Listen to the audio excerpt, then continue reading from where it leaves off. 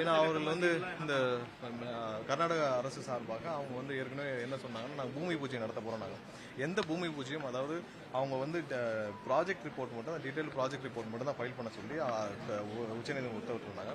அதை மீறி பூமி பூஜை செய்ய போறேன்னு சொன்னதுனால நம்ம வந்து தேசிய பசுமை தீர்ப்பாயத்தில் அதை செய்யக்கூடாதுன்றதுக்காக நம்ம தொடுக்க உள்ளோம். ஒவ்வொரு கட்டத்திலும் எல்லா கட்டத்திலும் வேற வேற உச்சநீதிமன்றத்திலும் ஒரு சில வழக்கல் தொடுக்க வேண்டியிருக்கு. ஸோ கண்டிப்பாக முதல்வர் வந்து எந்த காலத்திலும் மேகதாதுல அவர்கள் வந்து எந்த விதத்திலும் அவங்க கட்டுவதற்கான எந்த அனுமதியும் நம்ம கொடுக்க போறதில்லை. ஏன்னா துணை முதலமைச்சராக இருந்து சொன்னவரே இன்னைக்கு முதலமைச்சராக இல்லை, எதுனாலும் வந்து சட்டப்பூர்வமாக தான் அவங்க செய்ய முடியும். ஆல்ரெடி வந்து இதுக்கு பண்ணக்கூடாதுன்னு சொல்லிட்டாங்க. Project report, detail project report மட்டும் தான் ஃபைல் பண்ண சொல்லியிருக்காங்க. அந்த மீன் டைம்ல அவங்க போயிட்டு வந்து பூமி பூஜையெல்லாம் செய்ய முடியாது. ஸோ அதை செய்து தேவையில்லாமல் 2 மாநிலங்களுக்கும் சட்டப்பூர்வ பிரச்சனையை கொண்டு வரதுக்கான முயற்சிகளை அவர்கள் செய்கிறார்கள். அரசியல் காரணங்களுக்காக வந்து DK சிவகுமார் இந்த மாதிரி செய்கிறாரு. அது கடுமையான கண்டனங்கள். 2 மாநிலங்களுக்கும் முதல்ல அமைதி தேவை. 2 மாநில மக்களுக்குள்ள ஒரு அமைதி தேவை. 2 மாநில மக்களுக்கும் நிறைய தொழில் உறவுகள் இருக்கு. இவர் தேவையில்லாமல் அரசியல் காரணங்களுக்காக சிவகுமார் இந்த மாதிரி எல்லாம் செய்கிறாரு.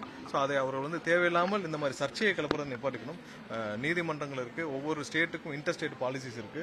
இன்டர்ஸ்டேட் பாலிசியில் 2 மாநிலங்களும் எப்படி செயல்படணும் இருக்கு. அதை மீறி தன்னிச்சையாக ஒரு ஒரு ஒரு பொறுப்புணர்வு இல்லாமல் செயல்படுவதற்கு கடுமையான கண்டனம்.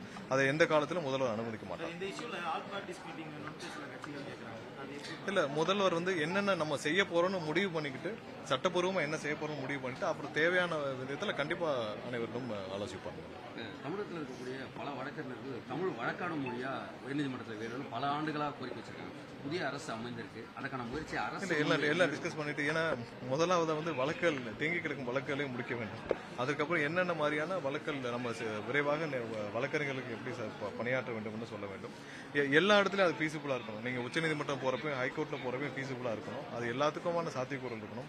கண்டிப்பா என்னமா இப்போ லோயர் கோர்ட்ஸ்ல இப்ப தமிழ்ல வழக்காடுவதற்கு எந்த தடையும் இல்லை. எல்லா இடத்துலயும் பண்ணிட்டு தான் இருக்காங்க. ஹைகோர்ட்லயும் மட்டும் எல்லா இடத்துலயும் வழக்காடுவதற்கு அவங்க வந்து ஆர்கியூ பண்றதுக்கு இதுவரைக்கும் தமிழ் ஆர்கியூ பண்றதுக்கு எந்த தடையும் இல்லை. ஆல்ரெடி பண்ணிட்டு தான் இருக்காங்க. அது எந்த இஷ்யூ இல்லை. இது வரைக்கும் அது கண்டினியூ பண்றது ஒரு விஷயம். பிளே ஸ்டோர் மற்றும் ஆப் ஸ்டோரில் இருந்து பாலிமர் செயலியை QR கோடு மூலம் பதிவிறக்கம் செய்யுங்கள். செய்திகளை உடனுக்குடன் பெறுங்கள்.